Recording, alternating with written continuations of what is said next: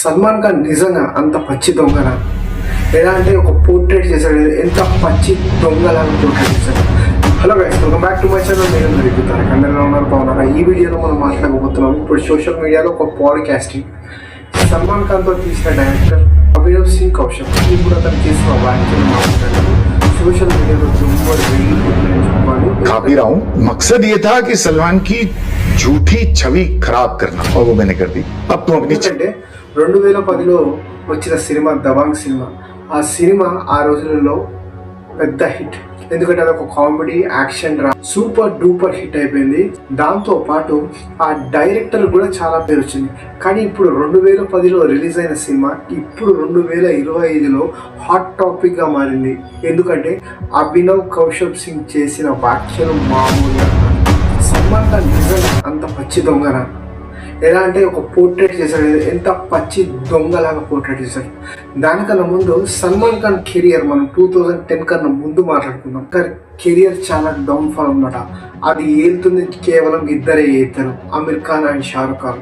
Salman Khan career అయిపోయిందని చెప్పుకోవాలి. ఎందుకంటే అలాంటి సినిమా పార్ట్నర్ కానీ వీర్ కానీ చెత్త స్టోరీ చెత్త కంటెంట్లో వచ్చిన తర్వాత సల్మాన్ ఖాన్ని ఒక టైప్ ఆఫ్ ఆడియన్స్ ఎవరైతే ఉంటారో ఇష్టపడడం కూడా వదిలేశారు. కంబ్యాక్ అయితే ఎలా ఇచ్చాడంటే పోకిరి సినిమా ఏదైతే హిట్ అయిందో దాన్ని అక్కడ వాంటెడ్ సినిమాగా తీశాడు. సినిమాలు మన ఏవైతే హిట్ అవుతున్న సినిమాలు ఉన్నాయో ఆ హిట్ అవుతున్న సినిమాలు బ్యాక్ టు బ్యాక్.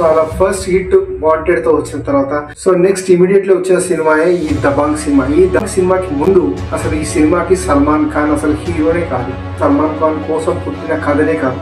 దీని ఇంకా బ్యాక్ స్టోరీ ఏంటంటే ఈ అభినవ్ డైరెక్టర్ ఎవరైతే ఉన్నారో ఇతనికి అసలు సల్మాన్ ఖాన్ దగ్గరికి వెళ్ళి స్టోరీ जो है ना इसका औकात भी नहीं होता जाके स्टोरी बताना बोल के सलमान खान को డైరెక్ట్ గా మన అర్బాజ్ ఖాన్ ని పట్టుకున్నాడు. అర్బాజ్ ఖాన్ దగ్గరికి వెళ్ళి సార్ నాకు ఒక మంచి స్టోరీ ఉంది, జబర్దస్త్ స్టోరీ ఉంది.